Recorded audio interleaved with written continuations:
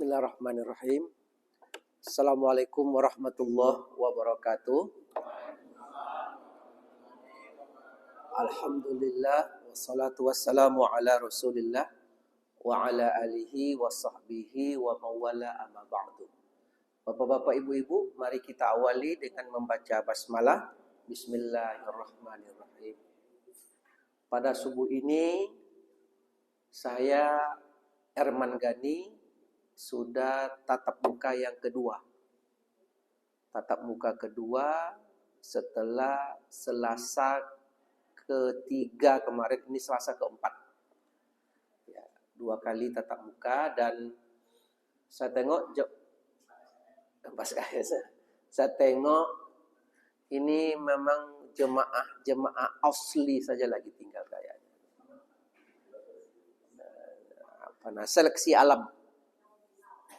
Seleksi alam ya. Ini memang jemaah hari-hari saja lagi. Jadi kalau kita main bola kaki, awalnya memang banyak yang ikut. Babak penyisihan gugur, semifinal gugur. Jadi yang juara itu tidak banyak. Nah, saya doakan bapak-bapak, ibu-ibu tetap istiqomah. Karena semakin ujung memang Ramadan ini semakin berat. Sahur itu semakin berat. Kalau tidak ke masjid kita, ya paling tidur. Nah, Bapak Ibu sekalian yang dimuliakan Allah, kita kembali belajar tentang HKI, hukum keluarga Islam. Ya. Nah, pada subuh ini saya dulu beri pengantar. Ibu-ibu yang di belakang nampak saya nih. Kalau enggak nampak kita geser tiangnya dikit. Nampak ya? Karena memang tidak ya? Kalau tidak bilang tidak, Bu. Saya berdirilah. Ini ibu-ibu udah nampak. Nah, tegak. Nampak? Siapa yang tidur awas nanti tidur. Dapat nilai C nanti siapa yang tidur. Nah, jadi begini. Ini macam pidato jadinya nih kan. Nah, jadi nanti kita tanya jawab nanti seperti biasa. Jadi saya kasih pengantar dulu begini. Kita kan kalau beragama itu dasarnya kan Al-Quran. Nas namanya. Nas itu ada 2. Al-Quran dan hadis. Jadi Al-Quran dan hadis jadi patokan kita. Kita baca dulu penggalan ayat dalam Al-Quran. Kemudian nanti bagaimana prakteknya dalam rumah tangga muslim. Jadi Al-Quran itu bukan hanya sekedar dibaca. Ada orang wafat baca Quran. Tetapi dia diharapkan menjadi panduan. Menjadi guidance. Itu istilah kerennya. Guide, panduan untuk kita hidup di dunia dan di akhirat. Potongan ayatnya, Bismillahirrahmanirrahim. Abaukum wa abnaukum la tadruna ayyuhum aqrabu lakum naf'ah. Kedua orang tua kandungmu dan anak-anak kandungmu, la tadruna, kalian tidak bisa tahu siapa yang lebih dekat hubungannya dengan kalian. Nah, jadi pahamnya begini, Bu. Kalau ada seseorang yang ke atasnya masih punya ayah ibu kandung. Dan ke bawah dia sudah punya anak-anak. Ini hebat nih, Pak. Ini hidup yang nikmat nih. Masih punya ayah ibu dan dia sudah punya anak. Ini hidup yang paling nikmat ini. Karena ada orang dia sudah punya anak tapi ayah ibunya tidak ada lagi. Ada nak orang seperti itu? Ada. Atau orang tuanya masih hidup tapi dia belum punya anak. Udah 10 tahun, 15 tahun. Jadi orang yang hidup nikmat itu adalah orang yang dia sudah punya ayah ibu dan ke bawah dia sudah punya anak-anak kandung. Maka kata Allah, kalian itu tidak tahu mana kalian yang lebih dekat, ke ayah ibu atau ke anak. Kalau ditanya, kamu masih punya ayah ibu? Masih, Pak. Kamu sudah punya anak? Sudah. Mana kamu lebih sayang? Ke ayah ibumu atau ke anakmu? Bisa dijawab apa tidak? Tidak bisa. Tidak bisa, Pak. Itu tidak bisa itu dijawab itu. Sayang ke anak lagi? Tidak. Sayang ke orang tua lagi? Tidak. Dua-duanya sama. Betul apa tidak? Nah, karena dua-duanya nasab. Nah, jadi karena nasab ini, karena faktor keturunan, karena faktor kandung tadi, timbullah beberapa hukum di atasnya. Pertama, hukum tentang nafkah. Kewajiban menafkahi. Jadi kenapa kita ayah ibu wajib menafkahi anak? Karena faktor nasab. Nasab itulah yang mengakibatkan kita wajib menafkahi. Paham Bu ya? Kalau tidak nasab kita, tidak kita wajib. Nah, apabila kita punya ayah ibu kandung, ternyata ayah ibu ini tidak bisa menafkahi dirinya sendiri. Apa hukum anak menafkahi ayah ibu? Hukumnya wajib. Kenapa hukumnya jadi wajib? Karena faktor nasab. Jadi kedua-duanya ini kewajiban. Maka tidak boleh ada orang, dia asyik ngurus anak saja. Apa-apa anak, apa-apa istri. Sehingga mengurus orang tua itu diabaikan. Ada anak orang macam ini, Pak? Coba maju ke depan, mana orangnya? Tapi ada kata ibu. Nggak di sini. Ini memang harus berjelas-jelas kita nih. Kalau ada berdiri depan, suruh dia berdiri sampai pelajaran selesai kan ya. Nah, jadi nggak boleh membedakan duanya. Jadi apa hukum seorang anak menafkahi ayah ibu? Maka jawabannya, apabila ayah ibunya ini tidak bisa menafkahi dirinya sendiri, maka seorang anak wajib menafkahinya. Karena akibat nasab. Berapa jumlahnya, berapa nominalnya, berapa rupiahnya, jumlahnya itu tergantung terhadap kemampuan anak tadi. Karena la tukallafullahu nafsan illa ma'ataha, Allah tidak wajibkan seseorang memberikan nafkah kecuali menurut kesanggupannya. Maka ibu-ibu punya suami. Suami ibu masih punya ayah ibu, mertua.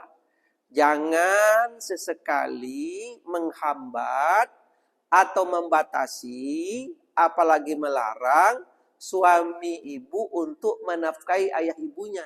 Kalau memang dia tidak lagi bisa.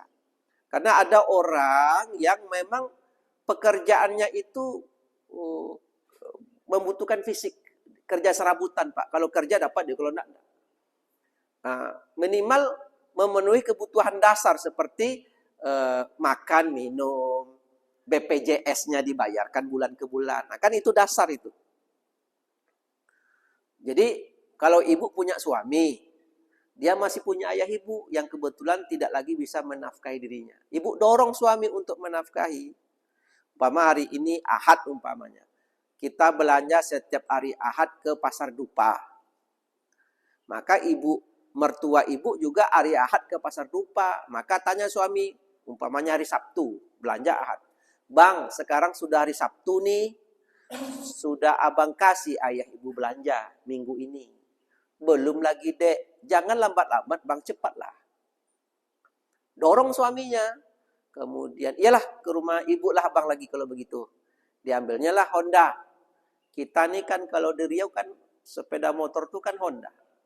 Walaupun mereknya Yamaha. Apa Honda lah tuh kan. Begitu dikeluarkan dari garasi, begitu mau berangkat, tunggu dulu bang. Apa juga lagi, tunggu dulu.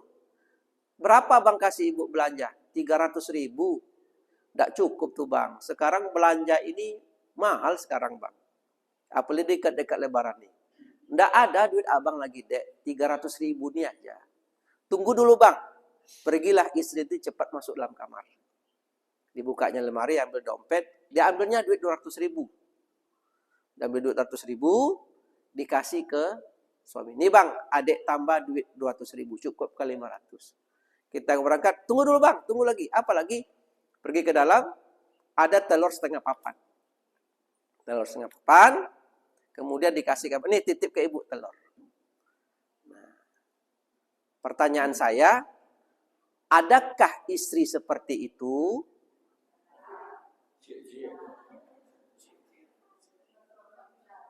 Ibu kenapa ribut? Saya kan bertanya ini. Nah, sekarang saya tanya bapak-bapak. Bapak-bapak, adakah istri seperti itu? Enggak, katanya. Mana yang benar pagi ini? Bapak-bapak atau ibu? Saya tanya ibu-ibu, adakah istri seperti itu? Enggak, mantap adanya namanya. Nah, enggak boleh itu. Kalau ada istri seperti itu, mantap, tap. Hebat, bat. Cuman leado. Entahlah Ustaz, entahlah. Paling-paling ada suami, Bu, tertekan jiwanya oleh istri. Bersembunyi-sembunyi dia ngambil Honda untuk ke rumah ibunya. Supaya nak tahu oleh istri. Ada nak suami macam tu?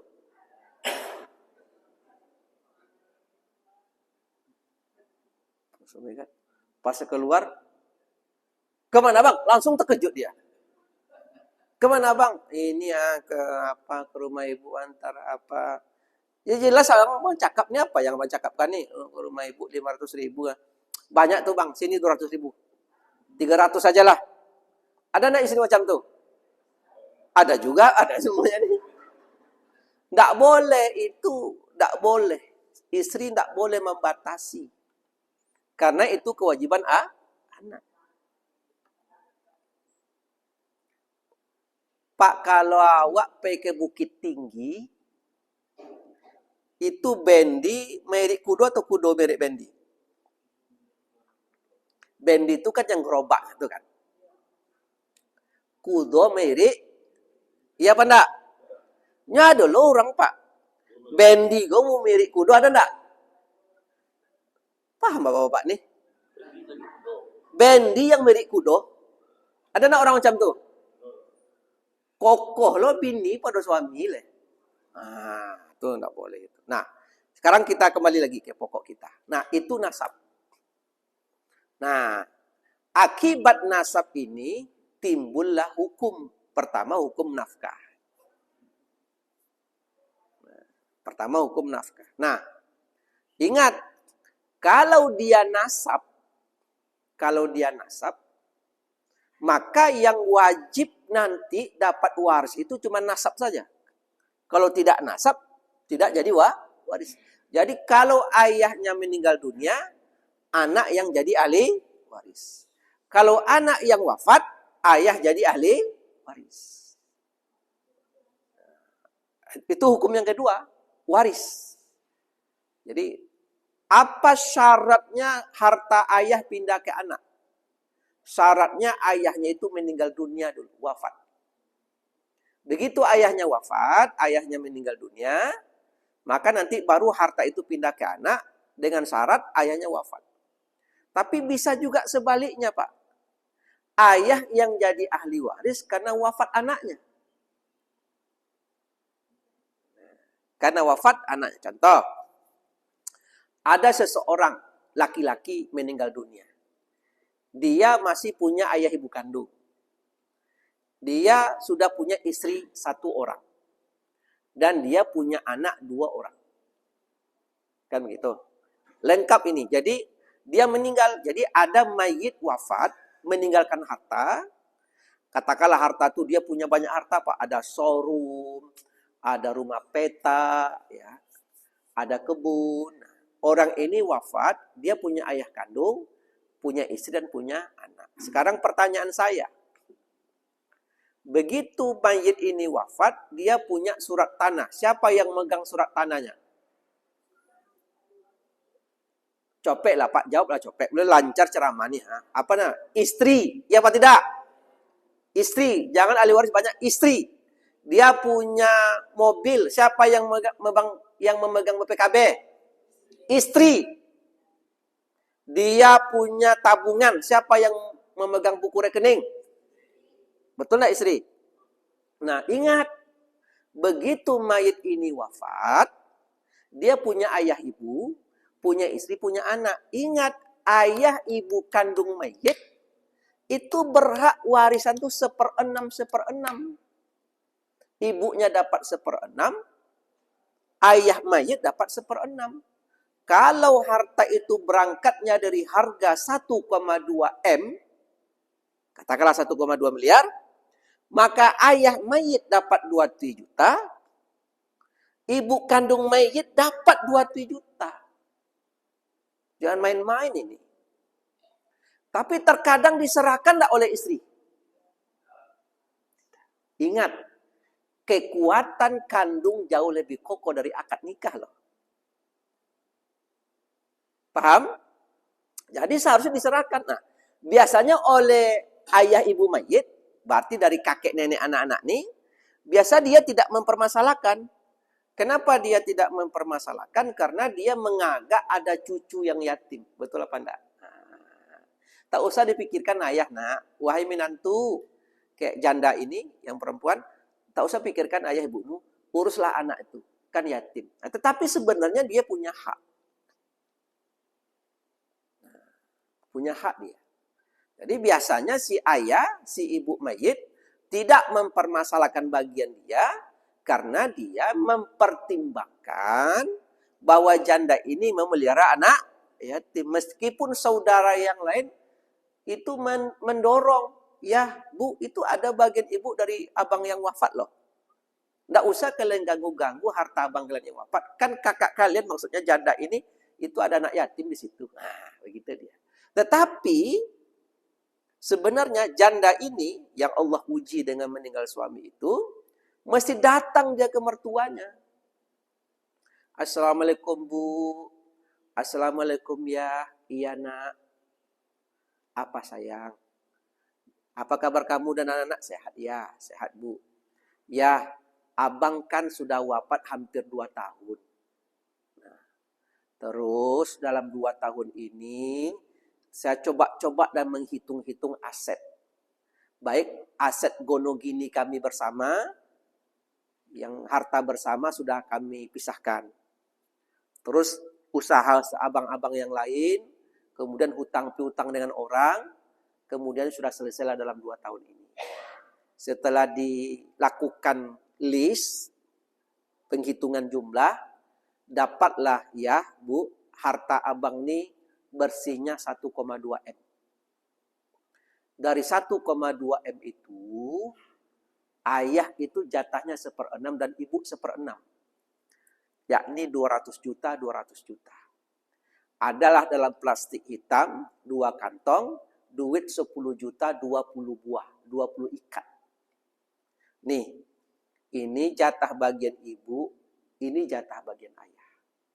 Dan ini hak ayah sebagai ahli waris. Adakah minantu macam itu? Kalau ada pak, tuh booking lah tuh. Tuh bagus itu. Nah sekarang kita tes pula atuk nama nenek nih. Atuk nenek nih kemarin kan katanya tidak mempermasalahkan duit itu. Karena menganggap ada cucu yang yatim. Tak usah diungkit-ungkit. Nah, kita tes nenek kakek nih. Letakkan duit 200 juta di atas meja.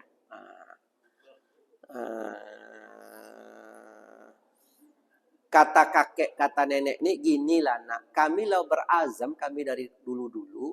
Ini tidak kami mempermasalahkan.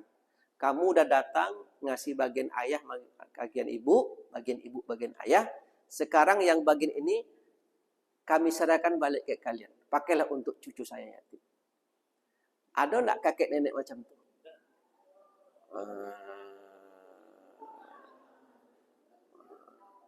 Menengok duit 2 ikat 200 juta ini, pandang memandanglah suami istri.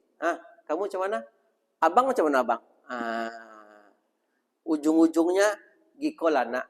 Biarlah cuma kami pegang duit ini dulu.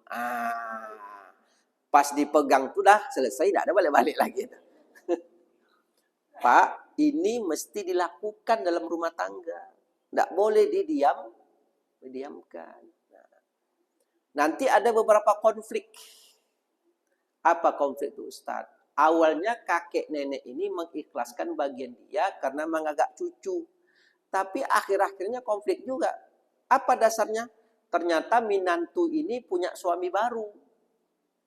Ya apa enggak? Muncullah kecemburuan lagi.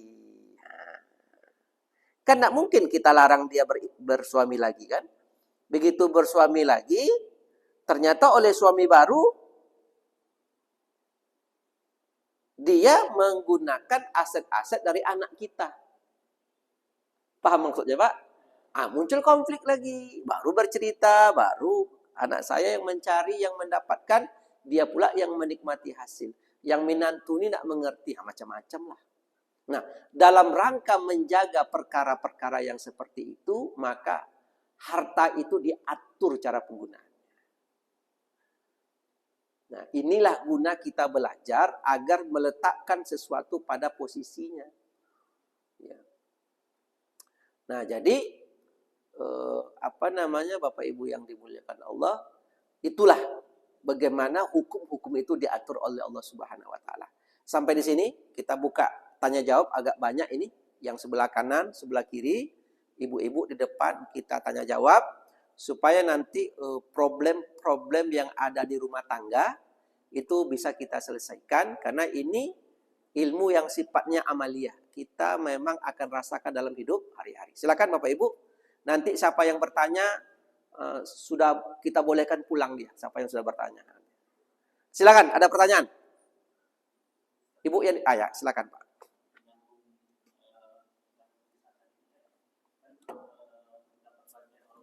Ya.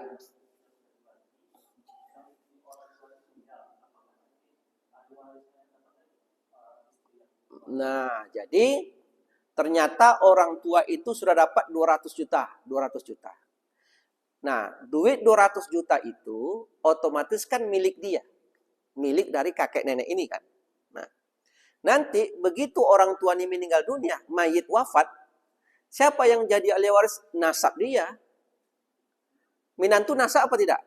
Berarti tidak jadi ahli waris. Ya, berarti cucu dia yang kandung. Paham Pak ya? Nah, caranya seperti itu. Pokoknya kuncinya yang jadi ahli waris itu nasab. Nasab. Silakan yang lain, masih ada pertanyaan? Sama seperti ini Pak. Ada seorang laki-laki, dia menikah seorang janda. Jadi dia menikahi seorang janda. Janda itu punya anak satu, perempuan masih kecil. Jadi janda ini meninggallah suaminya. Allah ujilah dia dengan kesabaran. Mudah-mudahan Allah jadikan ujian ini penghapus dosa-dosanya. Amin. Ya kan begitu. Menikahilah janda itu, punya anak satu. Nah, sejak menikah dengan janda itu, akhirnya dia punya anak kandung 5. Ya kan? Punya anak 5. Jadi dari dia menikah itu punya anak 5. Nah, dan dia mengakui, sejak menikah dengan janda ini Ustadz, terbuka rezeki saya. Maka apa-apa kalau ingin terbuka rezeki apa itu cara nampak. Nah, terbuka rezekinya. Nah, sekarang kan nasab. Kalau berarti kan 5 anak kandung mereka berdua, 1 anak tiri tadi. Kalau yang wafat adalah suami, berapa nasabnya? 5 kan? Kalau yang meninggal istri berapa nasabnya? 6, akan beda itu. Jadi kalau yang meninggal suami, berarti yang satu ini tidak jadi ahli waris karena bukan nasab. Kuncinya seperti itu. Ya Pak ya, itu nasab. Maka tidak boleh nasab ini kabur. Tidak boleh orang anak itu kabur. Anak angkat disebut anak kandung, anak tiri disebut anak kandung. Itu tidak boleh itu. Karena banyak juga orang yang berupaya mengaburkan nasab. Nanti akan lebih berat lagi turunan pembicaraan tentang bagaimana anak zina, bagaimana anak yang luar nikah. Kan macam-macam lagi itu nanti turunannya. Dan ini pembahasannya bertambah panjang. Ya. Silakan Ibu, masih ada yang lain pertanyaan? Nah, kalau tidak, saya lanjut. Atau kita pulang nih? Nah, lanjut. Saya kalau pulang senang, nanti saya ke Panam saya lagi nih. Nah, kembali kita ke tadi Pak nasab. Nah, ya, karena nasab ini, nah, kita kan sekarang nih zakat ini, kan sedang bayar zakat kita ini. Maka tidak boleh membayar zakat karena ada hubungan nasab. Boleh nak kita berzakat ke orang tua kandung? Kebetulan orang tua kita itu miskin, tidak boleh. Karena nanti sama dengan berzakat kepada diri kita sendiri, itu prinsipnya. Jadi ada tentang orang-orang yang ada jalur nafkah. Jadi ada beberapa sebab orang itu wajib menafkahi. Satu, akibat nasab. Jadi akibat nasab kita wajib menafkahi. Kedua, akibat akad nikah. Jadi kalau terjadi akad nikah, sebab akad nikah itulah kita wajib menafkahi. Terhitung sejak hari ini nikah, maka hari itu tumbuh nafkah. Kalau tidak nikah, tidak. Oh masih tunangan Ustadz? Tidak. Jadi kalau dia sudah akad nikah, maka wajib muncul nafkah. Kenapa kita suami wajib menafkahi istri? Dasarnya akad nikah. Tapi kalau akad nikahnya sudah putus, muncul enggak lagi nafkah tadi? Hilang lagi. Nah, akad nikah itu mengakibatkan wajib nafkah. Jadi tidak boleh ada orang menikah mau tapi menafkahi tidak mau, itu tidak boleh, tidak ada itu. Yang ketiga, wajib nafkah akibat pemeliharaan. Apa maksudnya ini akibat pemeliharaan? Nah, kita punya saudara kandung. Kebetulan saudara kandung itu hidup bersama kita. Atau kita punya ART, asisten rumah tangga, pembantu. Hidup bersama kita. Karena dia hidup serumah dengan kita, bersama dengan kita, disitulah muncul nafkah.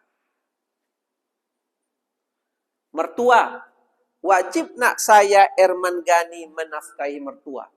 Jawabannya tidak wajib. Yang wajib itu anak dia, bukan saya sebagai menantu. Paham Bapak Ibu? Bu, dengar nih. Apa tuh yang Bu dengar? Nah, itulah Ustadz yang sampaikan dulu. Bercakap ya lah Ustadz. Atau siapa tanya oleh itu ya. Tetapi karena mertua tadi tinggal bersama saya, hidup serumah dengan saya, maka wajib nafkah. Nah, maka boleh enggak saya Erman Gani berzakat kepada mertua saya? Tengok dulu posisinya Pak. Kalau mertua itu tidak serumah dengan saya, posisinya itu kemudian masuk dalam kategori fakir miskin, boleh berzakat. Tapi kalau dia hidup bersama saya, tidak boleh berzakat. Karena dianggap berzakat kepada diri sendiri. Nah, begitu dia cara menyelesaikannya. Hitunglah itu. Ya, jadi nasab itu mengakibat timbulnya nafkah.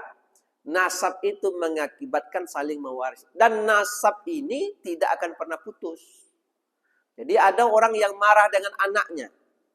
Rupanya anak itu menikah dengan seorang laki-laki yang dia tidak suka. Kata ayahnya, kalau itu juga istrimu nak, maka kau akan ayah usir dari rumah ini. Kau tidak ayah anggap sebagai anak lagi. Umpama.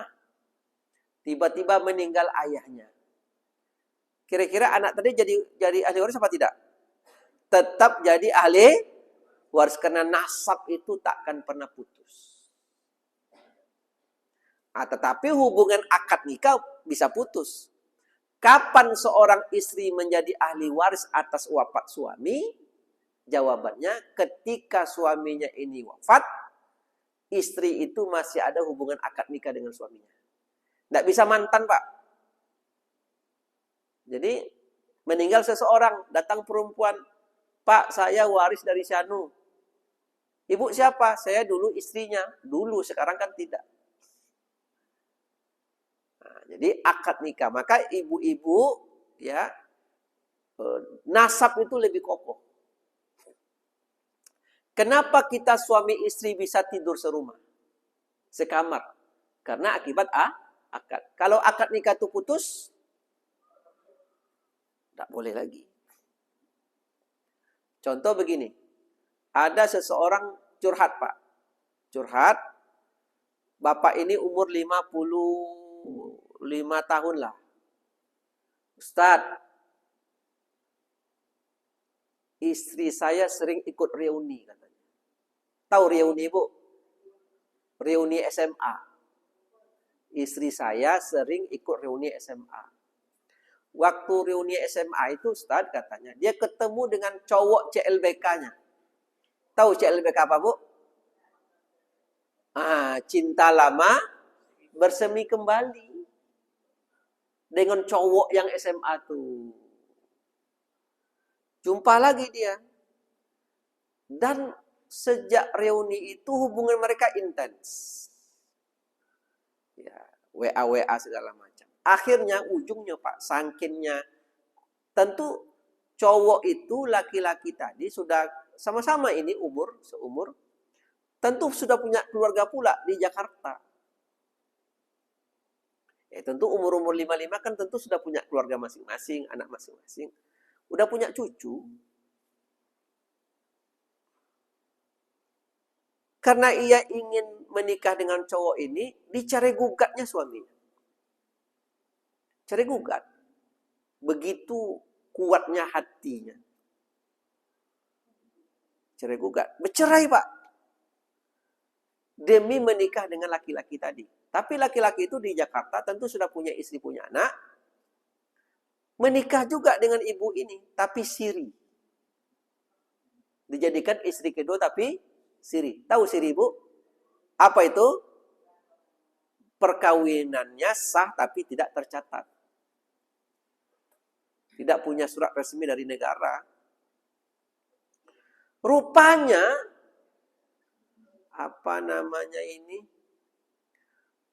pelangi itu ada di atas kepala orang.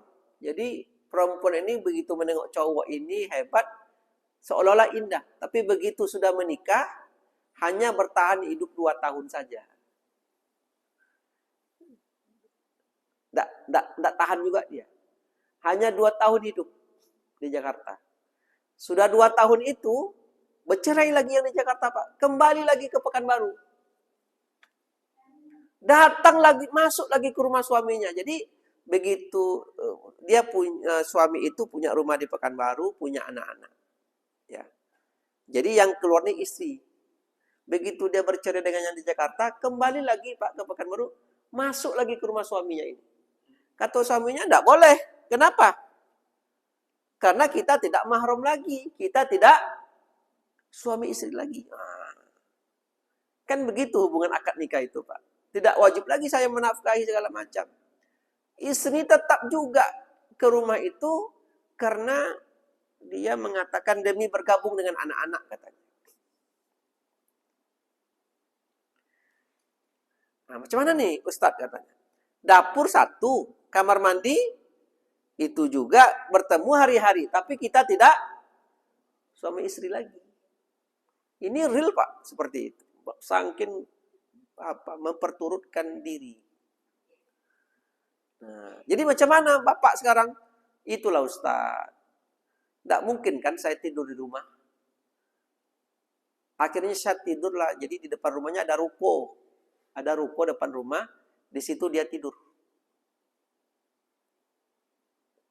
Jadi kalau ada apa-apa punya ruko depan rumah, tak usah Bapak jual dulu. Tahan saja dulu. Ini bahaya nampaknya sekarang nih.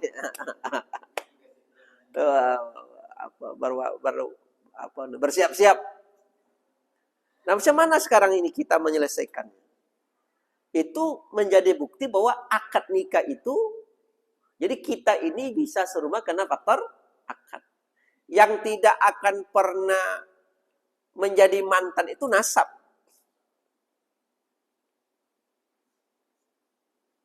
Maka ibu-ibu ini mana dia sayang ke anak daripada ke suami? Nah, kan ke anak katanya dia. Nah, kan boleh jadi. Jadi ada apa-apa di Pekanbaru. Pak, ngapa Pak makan lontong pagi-pagi dekat dari? Mana ibu? Oh, ke Bandung, cucu lahir. Siang dapat makan di Ampera. Pak Haji apa makan di Ampera? Mana ibu? Ibu kalian ke rumah. Ada anak sakit. Ada enggak istri macam tuh? Ya Allah. Sini-sini. Mana ibu tuh? Dekat sini. Bertinggalkanlah. Bu. Tunggu-tunggu. Jaga-jagalah kami ini. Kami ini tidak ada ayah ibu kami lagi. Kalau cucu tuh ada ayah ama. Janganlah cucu ke cucu, cucu ke cucu. Betul enggak Pak? Maka saya sampaikan curhat bapak-bapak nih. Disuruh. Alhamdulillah. Berarti memang redo suami. Tidak ada masalah. Kalau suami redo, tidak ada masalah. Berarti kan yang penting ada keredoan. Dia ada pula, Bu. Macam mana pula suami itu tak redo. Pagi itu baru bersebut. Lah siap tas. Lah siap baju. Lah siap tiket baru bersabui. Awak ke rumah cucu dulu dah. Cucu macam meneleponnya. Damam anak ketek. Tak, posisi tak mungkin dilarang lagi.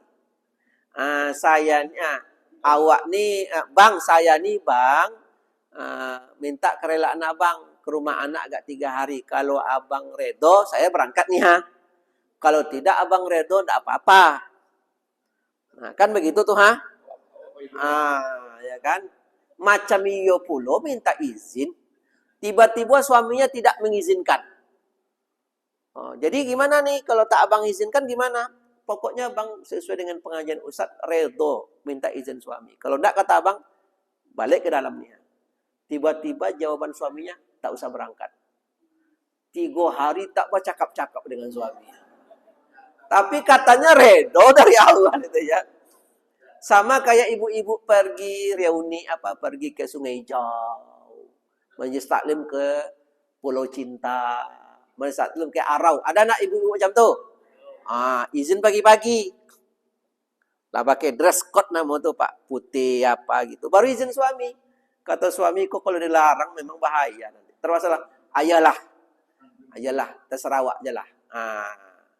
Terserah awak ajalah, itu dianggap izin. Betul enggak macam tuh Pak?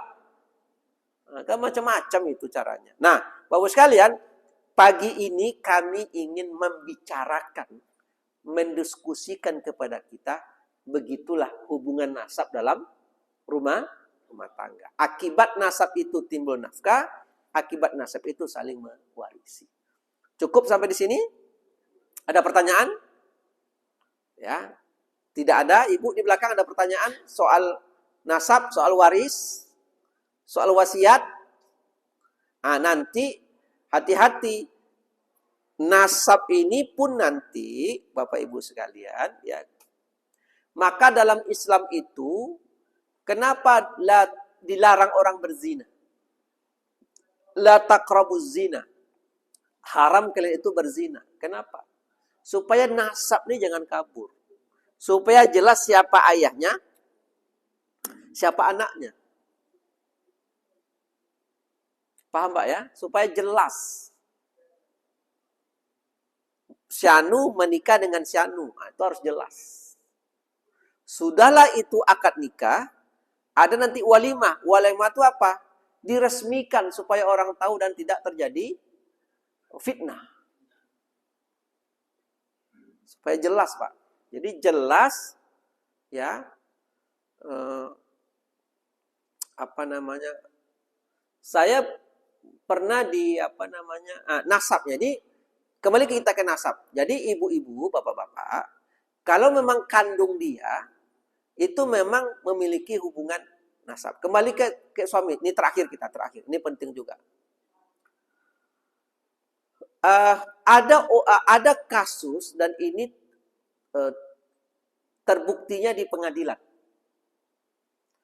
Jadi ada seorang suami, seorang laki-laki, ibu kandungnya pergi haji. Ibu kandungnya pergi haji. Ya kan? Nah, biasalah kalau ada orang tua pergi haji kan datang kita. Jadi minantunya, istri dari suami ini bilang sama suami, Bang, ibu kan mau naik haji nih. Iya, Dek. Yuklah kita ke rumah ibu. Besok ibu berangkat. Adek ada ngasih sarung satu, telekung, apa segala macam. Nggak usah lagi. Kasihlah ibu tuh duit pegangan, Bang, agak 2 juta. Nggak usah lagi. Istrinya karena mengatakan suaminya nggak usah, ya udah, nggak jadilah suami ibunya ini dikasih semacam pegangan. Ibu ini maksudnya mertua dia. Ibu kandung dari suaminya. Nah, kemudian naik haji lah orang tua nih. Begitu naik haji, 42 hari sampai balik ke Pekanbaru, ternyata ibu ini membeli oleh-oleh, gamis, jilbab, untuk minantu, istri dari anaknya. Begitu minantu ini dapat oleh-oleh dari Mekah banyak, kemudian dia menjawab, Bu, kenapa saya dikasih oleh-oleh banyak? Kemarin kan waktu ibu berangkat kan kami kan tidak memberi apa-apa. Kan begitu, Pak? Ibunya ini lugu saja. Tidak memberi apa-apa, macam mana kalian nih? Kan yang membayar ibu ONH ini kan memang kalian. Ternyata yang bayar ongkos naik haji ibu itu suaminya. Istri tidak tahu. Patutlah kemarin katanya tidak usah diberi lagi karena memang ONH orang tua ini suaminya yang bayar. Suami ditutupi. Paham ceritanya, Pak? Karena istri merasa dibohongi oleh suami, dicerai gugatlah suami itu ke pengadilan. Sampai-sampai di pengadilan itu sujud ibu nih ke menantu ini supaya jangan bercerai nak. Apalah rasa perasaan hati, awak pulang haji tapi anak akan begitu, anak bercerai. Nah, ini terbukti di pengadilan ini, Pak, bukan cerita ini. Dan bagaimana seharusnya posisi? Tidak boleh istri itu melarang suami menghajikan ayah ibunya. Betul apa tidak? Tidak bisa dibatasi. Sekarang dibalikkan ke istri ini. Kalau kamu punya anak menghajikan kamu, masalah apa tidak? Kan anak. Karena nasab dia. Jadi dasar istri ini menggugat karena suami berbohong. Ini ya apa? Ini termasuk problem-problem dalam rumah tangga. Tidak boleh karena itu hak. Kecuali suami ini memakai duit istri. Nah, itu beda cerita. Atau suami karena menghajikan orang tuanya kemudian menghilangkan kewajiban nafkah. Nah, demikian Bapak Ibu sekalian yang kami muliakan terkait dengan topik kita pagi hari ini. Apa sudah masuk waktu surup atau masih ada? Masih berapa menit lagi? 7 menit. Oke. Karena tidak ada pertanyaan, saya lanjutkan. Nah, sekarang Bapak Ibu sekalian, berapa jumlah suami menafkahi istri? Berdasarkan kebutuhan. Jadi kita sebagai suami wajib menafkahi istri dan anak berdasarkan kebutuhan, tidak berdasarkan keinginan. Kalau dasar keinginan, Pak, tidak wajib lagi. Apa itu berdasarkan kebutuhan? Sekolah, pakaian. Kalau istri, makan, minum, pakaian. Berdasarkan kebutuhan. Kalau berdasarkan keinginan, tidak boleh. Umpama anak 3 pula mobilnya. Itu kebutuhan atau keinginan? Tidak boleh. Jadi ibu-ibu ini mesti batasi mana yang keinginan, mana yang kebutuhan. Kadang-kadang kebutuhan jadi keinginan, keinginan jadi kebutuhan. Ada orang punya handphone, harganya 2.700.000. Bisa enggak WA? Bisa. Bisa enggak komunikasi? Bisa. Tapi dia minta dibelikan handphone yang 25 juta. Ini kebutuhan atau keinginan? Nah, itu dicatat itu. Enggak wajib lagi, Pak. Kewajiban itu adalah kebutuhan. Jadi kadang-kadang dalam rumah tangga muslim susah membedakan mana kebutuhan, mana keinginan. Rumahnya udah besar, kayak Bukit Tinggi sesekali. Tapi dia minta dibelikan pula villa di Arau. Itu keinginan, tuh jangan, tidak wajib. Maka sebagai suami, Anda jangan memperturutkan istri walaupun Anda memiliki kemampuan. Begitu guna belajar. Istri itu mesti ditertibkan.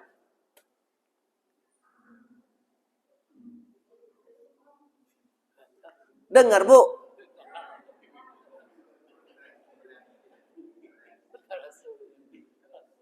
Tidak boleh itu. Jadi begini. Seharusnya istri itu begini. Umpamanya seorang ibu punya suami kabid. Kerja di kantor kabid, kepala bidang di kantor, di dinas. Kemudian rupanya ada tetangganya kabid juga, kepala bidang juga, Pak. Sama-sama kabid. Kan keren ini, keren. Kabid, huruf dal ujungnya tuh. Ya Pak ya, huruf D ya, kabid, kepala bidang. Terus kata istri, "Bang, abang kabid, tetangga kita apa tuh kabid juga. Abang kabid bisa gonta-ganti mobil. Tetangga kita kabid sudah 5 tahun itu aja mobil kijangnya. Tidak berganti-ganti. Abang kabid, besar abang buat rumah untuk kami. Besar pula rumah kita daripada masjid lagi. Tetangga kita kabid, itu aja rumahnya. Bang, abang dapat duit dari mana?" Ada enggak istri yang macam itu? Ada apa tidak? Jawab copek, belum selesai ceramah nih. Kalau ada istri macam itu, Pak, itu istri surga. Itu baru mantap, itu baru istri soleha namanya. Yang ada tuh kan sebaliknya, Pak. Bang, abang kabid, mobil kita itu aja. Tetangga kita mau kabid, udah Pajero mobilnya. Bang, abang kabid, ndak bertambah-tambah rumah kita. Becat aja Pak ya. Tetangga kita kabid besar rumahnya. Abang nih kabid bodoh abang nih bang. Ada ndak istri macam tuh? Oh. Inilah dasar suami korupsi itu.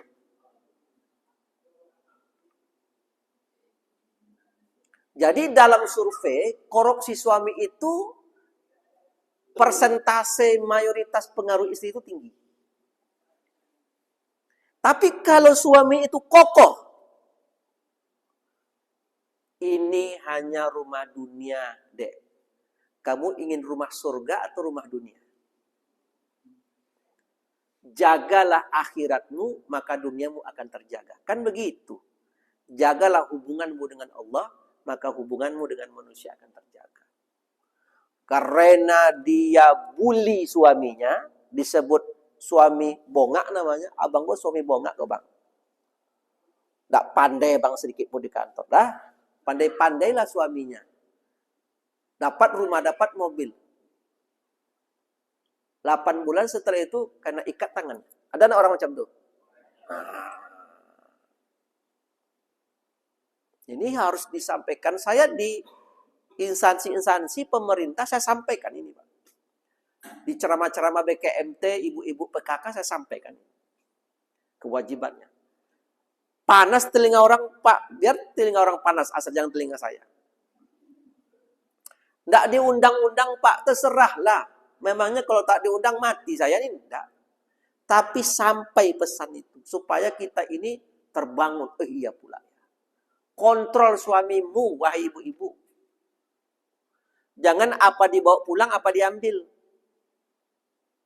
Kan bisa kita ukur. Abang bisa buat rumah, bisa beli mobil. Dapat duit dari mana, abang? Ingat enggak kamu dalam 7 tahun ini, abang ibarat minyak sepeda motor, dicekik dikit bensinnya. Ingat enggak kamu? Ingat, abang tuh buat sawit 20 hektar, abang. Ini duit sawit kita nih. Alhamdulillah, itu baru mantap itu. Itu namanya surprise. Apa namanya itu? Kejutan namanya. Itu enggak masalah. Enggak masalah. Umpamanya ibu sore-sore ketika mau berbuka jam 5, sudah siap berbuka, udah bang, pakai baju, masuk mobil. Kemana bang? Masuk aja lah. Jalan. Masuk arah ke Simpang 3, ada jalan poros, berhenti di sebuah ruko, catnya warna kuning. Ngapa bang berhenti ruko ini terkunci nah? Dek, ini adalah ruko yang abang simpan duitnya. Ini hadiah abang, hadiah perkawinan kita. Nih, IMB-nya atas nama kamu. Oh, alhamdulillah. Itu baru mantap tuh, Pak. Itu baru hebat.